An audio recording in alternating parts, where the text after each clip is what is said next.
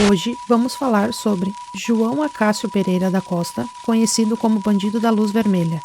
Foi um dos criminosos mais notórios da história do Brasil, aterrorizando a população por mais de 5 anos.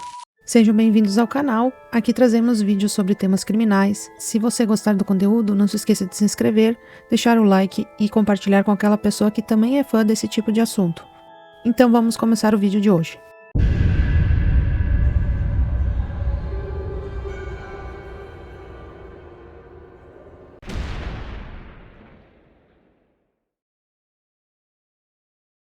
João Acácio teve uma infância repleta de tragédias e dificuldades, fatores que contribuíram para a construção de sua trajetória criminosa.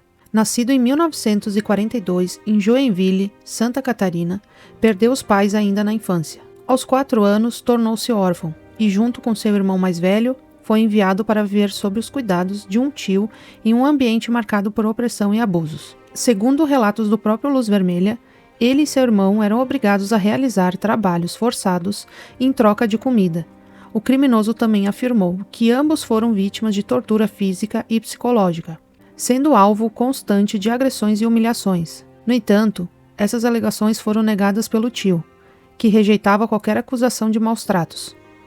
Apesar disso, a infância marcada pela violência e privação deixou cicatrizes profundas que mais tarde influenciaram o comportamento criminoso de João. Ainda adolescente, para fugir dos maus tratos, ele foi viver nas ruas, onde começou a cometer furtos enquanto tentava se sustentar com diversos empregos, sem sucesso. Para evitar a atenção das autoridades, mudou-se para Curitiba, onde permaneceu por pouco tempo e logo se mudou para o estado de São Paulo, buscando recomeçar sua vida com uma nova identidade social. Em Santos, João Acácio construiu uma fachada de bom moço. Ele alegava ser filho de fazendeiros ricos, o que ajudava a construir uma imagem de respeitabilidade. Durante suas viagens a São Paulo, ele roubava dinheiro, joias e outros objetos de valor, e depois retornava para Santos, onde vivia em um apartamento de luxo e gastava grandes quantidades com mulheres, roupas e bebidas. Essa estratégia de se passar por um cidadão exemplar em Santos permitia que ele continuasse a cometer seus crimes em São Paulo,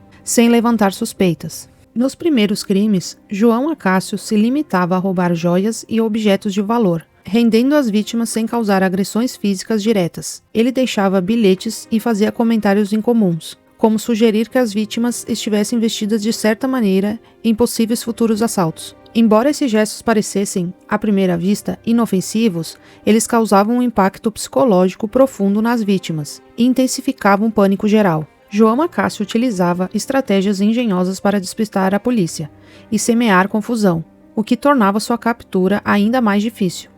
Ele criava personagens distintos em suas ações criminosas, dando a impressão de que várias pessoas estavam envolvidas nos roubos e invasões, como se fossem 4 criminosos diferentes. Essa tática ajudou a alimentar sua fama e o mistério em torno de sua verdadeira identidade. Com o tempo, seu apelido ganhou destaque na mídia.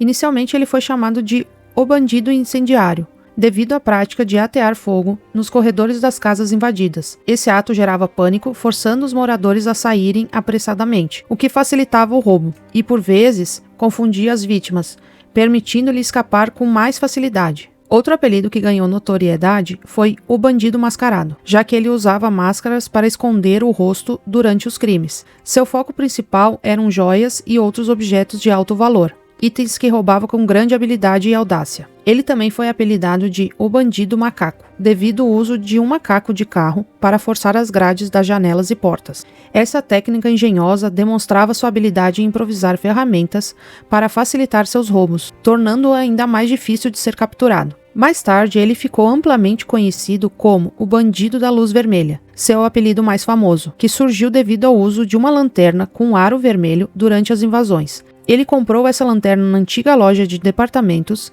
em São Paulo. O brilho avermelhado da lanterna criava uma atmosfera sinistra e dificultava que ele fosse visto à distância, além de gerar um clima assustador nas vítimas. A lanterna tornou-se sua marca registrada, alimentando o medo na população e tornando mais difícil sua identificação imediata durante os crimes. Para se ter uma ideia, na década de 1960, São Paulo tinha uma população de cerca de 4 milhões de habitantes. Hoje, a cidade conta com mais de 11 milhões. Naquela época, crimes violentos eram bem menos frequentes do que são hoje. O comportamento de João Acácio, apesar de inicialmente não envolver homicídios, já gerava manchetes nos jornais e dominava as conversas na sociedade paulistana. Foram mais de 5 anos de grande perturbação pública com diversas reportagens sobre suas ações. Não demorou muito para que o Luz Vermelha começasse a demonstrar uma violência crescente. O primeiro homicídio ocorreu em 3 de outubro de 1966, quando o estudante Walter, de 19 anos, ouviu um barulho e, ao tentar surpreender o bandido pela janela de sua casa, empunhando uma espingarda, virou-se para avisar sua mãe sobre o invasor. Nesse momento, foi atingido por um tiro no pescoço. 10 dias depois, em uma briga de bar, o operário José Enéas da Costa, de 23 anos, se tornou a segunda vítima fatal de João Acácio. Em 7 de junho de 1967, Jean von Christian Saraspatak, de 44 anos, flagrou o Luz Vermelha no corredor de sua casa e, armado, tentou render o bandido, mas acabou sendo alvejado pelo criminoso. No dia 6 de julho de 1967, Luz Vermelha invadiu a mansão do influente criminalista Elias Assad. Durante o roubo, ele tentou violentar a filha do advogado, Ingrid, de 22 anos, mas a jovem reagiu. Ao tentar se defender, Ingrid foi baleada por Luz Vermelha. O disparo passou muito perto de seu coração. Felizmente, não atingiu de forma fatal. Mesmo gravemente ferida, Ingrid foi utilizada pelo bandido como um escudo humano para se proteger do vigia da casa, José Fortunato. Durante o confronto, José Fortunato foi fatalmente baleado. Esses primeiros homicídios marcaram uma mudança significativa no comportamento do Luz Vermelha, que, inicialmente mais cauteloso e evitando recorrer à violência extrema, começou a se tornar progressivamente mais perigoso. Ele passou a demonstrar a disposição para matar, seja para silenciar testemunhas, garantir sua fuga ou simplesmente para se proteger quando se sentia ameaçado. Após o roubo na mansão de Elias Assad, em julho de 1967, a polícia encontrou uma impressão digital na cena do crime, que após investigação foi vinculada ao nome Roberto da Silva. Este era um dos falsos nomes utilizados por João Acácio, que tentava esconder sua verdadeira identidade. Sua identificação por meio de impressões digitais foi um marco importante para a criminalística brasileira, pois ele foi um dos primeiros criminosos de grande notoriedade a ser capturado dessa forma. Além disso, foi um dos primeiros a ser identificado e preso com base nesse tipo de evidência. Quando a polícia encontrou a impressão digital e a associou ao nome falso de Roberto da Silva no banco de dados, os investigadores começaram a fazer conexões com a verdadeira identidade de João Acácio, que já era procurado por outros crimes. Os jornais da época divulgaram amplamente sua imagem, o que ajudou na identificação de seu nome. A partir disso, a polícia recebeu várias denúncias com informações sobre quem ele era, onde morava e onde poderia estar. Após ser identificado e localizado, João Acácio foi preso no dia 7 de agosto de 1967, em Curitiba, no Paraná, onde tentava se esconder após cometer diversos crimes em São Paulo. Durante seu interrogatório, ele confessou 4 assassinatos, além de uma série de assaltos. Luz Vermelha foi condenado em 1967 por uma série de crimes violentos, incluindo 77 assaltos em diversas cidades, 150 invasões domiciliares, 2 assassinatos, 2 latrocínios e 2 tentativas de homicídio. Outro aspecto alarmante de sua carreira criminosa foi a estimativa de mais de 100 crimes de violência sexual que ele teria cometido.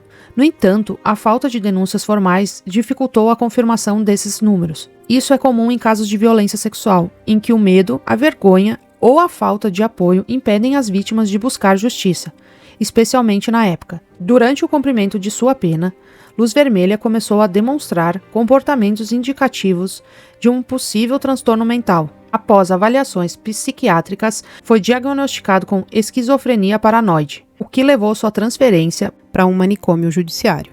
Esse diagnóstico ocorreu após sua condenação, quando a análise de sua saúde mental passou a ser o foco principal, resultando em sua transferência para o Hospital de Custódia e Tratamento Psiquiátrico. Vale destacar uma importante contribuição do Dr. Guido Palomba, psiquiatra forense, um dos mais renomados do Brasil, que trabalhou no antigo manicômio judiciário de São Paulo. Ele afirma que a criminalidade não pode ser explicada unicamente pela presença de transtornos mentais. O comportamento criminoso é multifatorial, envolvendo influências psicológicas, sociais, econômicas e culturais. O transtorno mental pode ser apenas um dos muitos fatores que contribuem para a ação criminosa, ao enfatizar que a esquizofrenia paranoide não está automaticamente associada à violência. É possível ajudar a prevenir o preconceito e a discriminação que muitas pessoas com transtornos mentais enfrentam. Isso também é essencial para que a sociedade compreenda que a grande maioria das pessoas com doenças mentais não representa uma ameaça, mas sim pessoas que merecem empatia, apoio e tratamento adequado.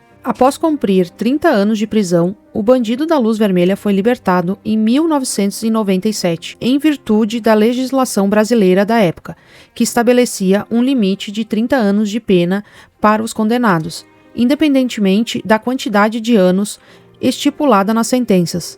Embora tenha sido condenado a mais de 300 anos de prisão em 1967, a Constituição Brasileira de 1988 passou a estabelecer um tempo máximo de pena de 30 anos, o que acabou beneficiando João Acácio, permitindo sua liberação após cumprir o tempo máximo previsto.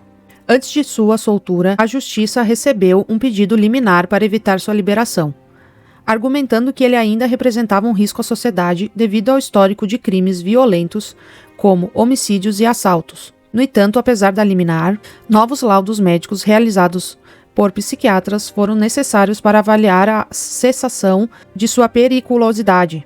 Caso fosse constatado que ele ainda representava uma ameaça, não poderia ser libertado. Esse processo gerou controvérsias, pois muitos acreditavam que ele não havia sido suficientemente reabilitado para reintegrar a sociedade. No entanto, a decisão de soltá-lo foi mantida, já que ele havia cumprido a pena estabelecida e estava com uma condição de liberdade condicional. A liberação de João Acácio gerou grande repercussão na época e é debatida até hoje. A decisão se tornou um marco no debate sobre as reformas no sistema penal e as limitações das penas no Brasil, uma vez que Acácio se tornou uma figura simbólica de como legislação pode ser interpretada e aplicada em casos de criminosos de grande notoriedade. Após ser libertado em 97, aos 55 anos, Luz Vermelha teve dificuldades para se reintegrar à sociedade, que o via como uma figura mitológica do crime. Tentou voltar para Joinville, reconectar com sua família, mas brigou com todos os parentes. Não conseguiu emprego e não encontrou uma maneira de recomeçar sua vida de forma estável. Sem recursos e sem apoio, passou a viver em condições precárias. Um amigo pescador o acolheu em sua casa, mas também brigou com a família do pescador. Durante esse período, seus problemas mentais se agravavam ainda mais. Um médico da época solicitou sua internação em um hospital psiquiátrico e o pedido foi aceito pela justiça, mas ele nunca chegou a ser internado. No dia 5 de janeiro de 1998, Luz Vermelha foi morto pelo próprio pescador com um disparo de espingarda no rosto. Segundo o autor do tiro, ele agiu dessa forma para impedir que Acácio esfaqueasse seu irmão. Já preso, Luz Vermelha era considerado indisciplinado e arrogante.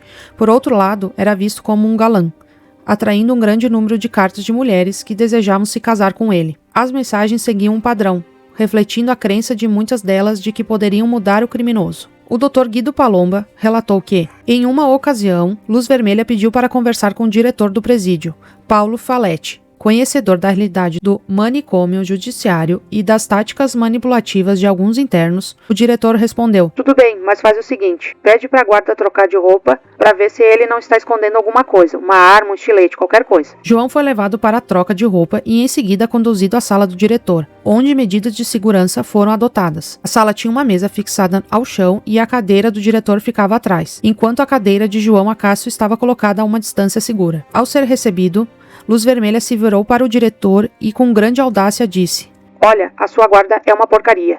Eu não mato o senhor porque eu não quero, porque eu poderia. Para mim é fácil." O diretor perguntou: "Mas como?" Luz Vermelha então tira da panturrilha um pedaço de estilete que ele havia escondido e jogou sobre a mesa, demonstrando seu desdém e desafiando as regras de segurança do local. Então esse foi o vídeo de hoje. Não se esqueçam de se inscrever, deixar um like, deixar a opinião de vocês. E eu vou deixar uma sugestão de filme que saiu na época, se eu não me engano foi 1 ano após a prisão do Luz Vermelha, né, baseado nessa história, ok? Então se cuidem e até logo.